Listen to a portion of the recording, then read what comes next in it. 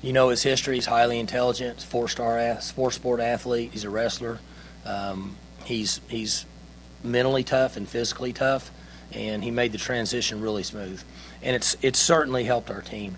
He's playing in that position that's extremely difficult in today's game because his eyes get violated all the time with run pass. You know, he has to be a run defender at times, or a secondary run defender, and then he also has to be involved in the play-action passing stuff, and that's not easy. So he's really a perfect fit for us with what we're asking him to do at this time.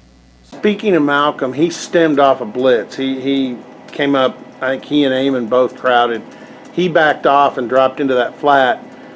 I was kind of curious, did you watch the play, and what do you think Purdy saw? Do you think he saw him, or he made his decision too early, or what?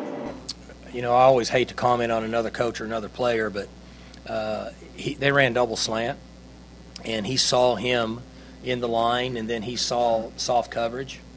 And when he took the ball, he started to look off to the right. He's getting a little bit better. He's getting savvier with his eyes.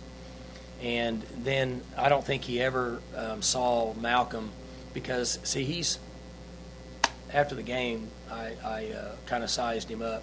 See, I don't think he's much taller than me, if he is at all. He might be 5'11" and a half.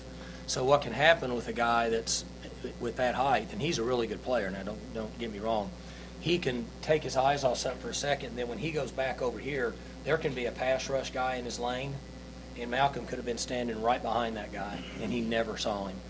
Obviously, he didn't see him, or he wouldn't have thrown it.